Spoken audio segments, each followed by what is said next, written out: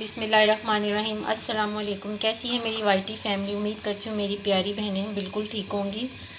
आज की हम रेसिपी स्टार्ट करते हैं। आज हम क्या बना रहे हैं? आज हम बना रहे हैं आलू और गोश्त। ये मटन है। मटन मैंने 1 kg लिया है। इसको अच्छे से धो लिया है। 1 kg 1 किलो इसमें आलू है। 2 बड़े इसमें प्याज जाएंगे जिनको मैंने बारीक कट कर लिया है। ये टमाटो प्यूरी है। इसमें मैंने 2 बड़े टमाटर और 2 हरी मिर्चें, इसकी मैंने प्यूरी बना ली है। और इसमें 1 हरी मिर्च है, लहसुन और अदरक, ये 2 चम्मच लहसुन अदरक का पेस्ट है। साबुत गरम मसाला इसमें डालेंगे। 2 दालचीनी है, काली मिर्च है और लौंग है और बड़ी इलायची है। नमक 2 चम्मच, सूखा धनिया पाउडर 1 चम्मच और हल्दी 1 चम्मच। लाल मिर्च पाउडर हम इसमें बाद में ऐड करेंगे। और भूनने के लिए हमें घी चाहिए। ठीक है, अब हमने एक पतीली में 3 गिलास पानी डालना है और इसमें हम सारे इंग्रेडिएंट्स ऐड कर देंगे। बिस्मिल्लाहिर्रहमानिर्रहीम। प्याज हमने डाल दिए, टोमेटो प्यूरी भी डाल दी। अब इसमें लहसुन अदरक भी ऐड कर देंगे। इसको आप दूसरे तरीके से भी बना सकते हैं, लेकिन ये ज़्यादा इजी मेथड है। अब हम इसमें मटन ऐड करेंगे और इसमें सारे ये पिसे और साबुत गरम मसाले ऐड होंगे। अब हम इसको जो है चूल्हे पे रख देंगे और इसको कम से कम आधे घंटे के लिए आपने कुक करना है। चलें जी, इसको मैंने चूल्हे पे जो है वो पकने के लिए रख छोड़ा। आपने मटन हो या बीफ हो, इसमें बार बार जो है चम्मच नहीं हिलाना, इससे गोश्त सख्त हो जाता है।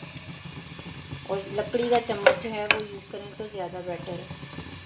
इसको ढक के हम आधे घंटे के बाद इसको देखेंगे कि गोश्त गल गया है या नहीं।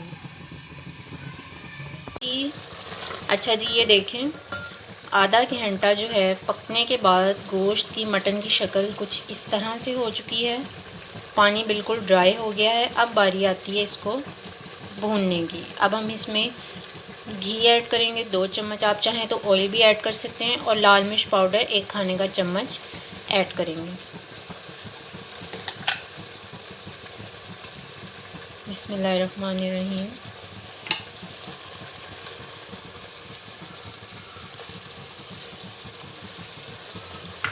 अब आपने जो है इसको भूनना है।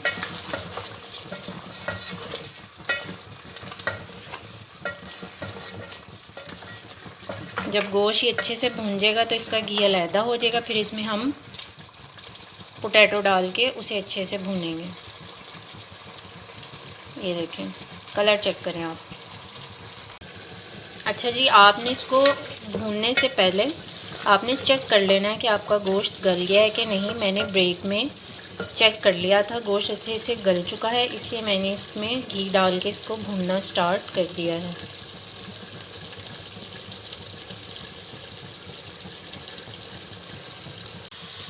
अच्छा जी, ये देखें हमारा जो है गोश्त अच्छे से भून चुका है, ऑयल अलहदा हो चुका है। अब हम इसमें आलू ऐड करेंगे और उन्हें भी 1 मिनट के लिए भूनेंगे अच्छे से।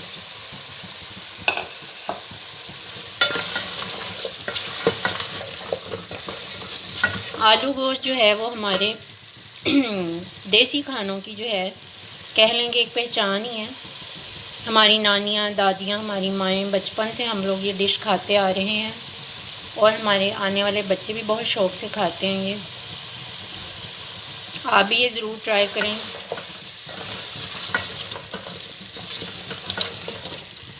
हमारी अम्मी भी बचपन में ये बनाती थी और हम बहुत शौक़ से खाते थे। बिल्कुल इसी तरीके से, जिस तरीके से मैंने ये बनाया है, इसी रेसिपी से मेरी अम्मी जान भी बनाती थी। चलें जी, ये आलू और गोश्त आप देखें अच्छे से इनकी भुनाई हो चुकी है। अब हम इसमें जो है 1.5 गिलास पानी डालेंगे शोरबा बनाने के लिए। अगर आपको थोड़ा ज़्यादा पतला शोरबा पसंद है तो आप 2 से 2.5 गिलास भी ऐड कर सकते हैं। अब हम इसमें 1.5 गिलास पानी ऐड करेंगे और इसका शोरबा बनाएंगे। और इसी शोरबे में हमारे आलू भी जो हैं वो अच्छे से गल जाएंगे। अच्छा जी, ये देखें अब ये अच्छे से भुनाई हो चुकी है। अब हम इसमें पानी ऐड करने लगेंगे। बिस्मिल्लाहिर्रहमानिर्रहीम।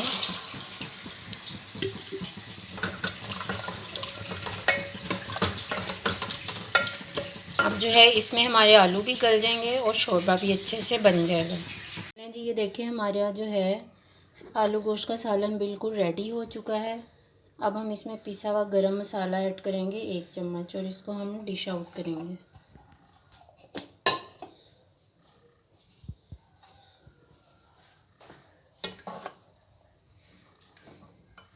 बिस्मिल्लाहिर्रहमानिर्रहीम।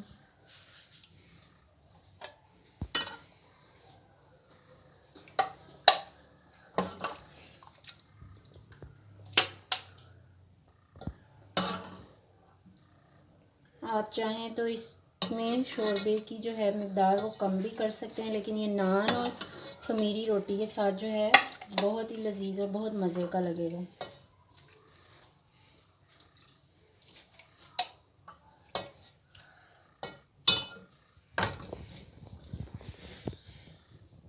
ये थी हमारी आज की रेसिपी आलू गोश्त। उम्मीद करती हूँ आपको मेरी आज की रेसिपी अच्छी लगी होगी।